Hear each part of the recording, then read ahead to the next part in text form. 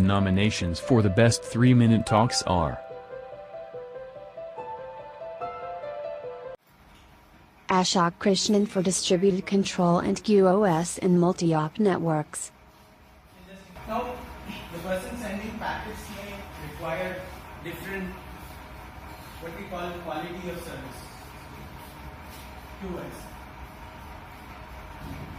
So you might be chatting with someone and you might want the video to come fast, or you might want the movie to be downloaded fast, or you might have a time constraint. So these are QoS constraints which are generally valid. And Vineeth Kumar on throughput optimal discrete rate adaptation for threshold-based feedback in OFDM systems. the base station model conventional rate adaptation is you'll have to feedback this channel state information, right? But and SNRs are real valued numbers, so you can't feedback real numbers on an upin control channel which has a very limited feedback level. So over the years, several limited feedback schemes have been proposed in literature and adopted in the standards. One of the very popular ones is called as threshold-based quantized feedback. In this particular Ranjana Ambani on interference alignment and index coding. Theory, techniques, and results. I can simultaneously transmit from base stations 1 and 3 in one time slot. In the next, transmit from 2 and 4 and 5 in the third.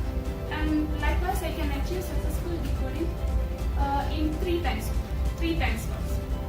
So, Rahit Ramakrishnan on quantum computing and quantum communication. Recently in the news, we heard that Google is trying to build the first quantum computer and they're expected to come up in another 2 years. And IBM is already building a 50-bit quantum computer, which is supposed to break even the RSA ecosystem. And already a company named DeWitt has claimed that they have built the first quantum computer, even though most experts doesn't agree that it's a quantum computer. Reality is, most of the governments or government agencies are far ahead of these corporates, and the difference is they don't put the claims before the public. So, how true are these speculations? Or what is a quantum computer? Akasha Agarwal on representation of language in our brain. Okay. So what happens when you learn to read? So reading is a visual aspect of the language. So I'm looking from the language from a visual point of view to understand what happens. So if you look at the language, so the language in the brain is distributed not only in the specific region, but it's a network throughout the brain.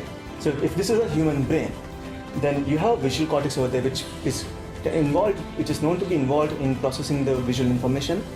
And then there's a part of the brain which is known as visual word form area, which gets only activated or which forms when you learn to read. So this area is not present for illiterates, and this dedicated. Gautam Shenoy on finite block length analysis of channel capacity. For someone says you can only use like 10,000 samples, you can't use more than that.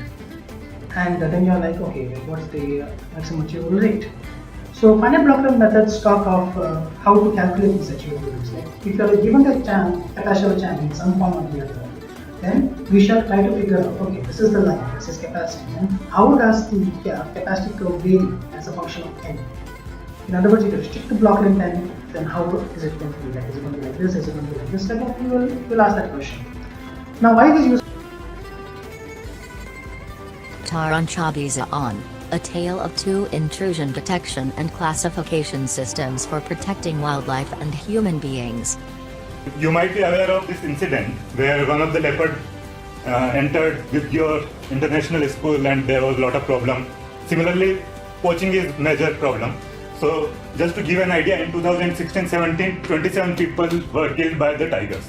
And similarly, 53 leopards were killed by poachers in 2017. So the idea is to explore the use of wireless sensor network to minimize these human-animal conflicts. So what we have done, we have designed a passive infrared-based intrusion classification system, which we named as IRIS, and this is how it looks like. And it can classify between big cats and human based on the height.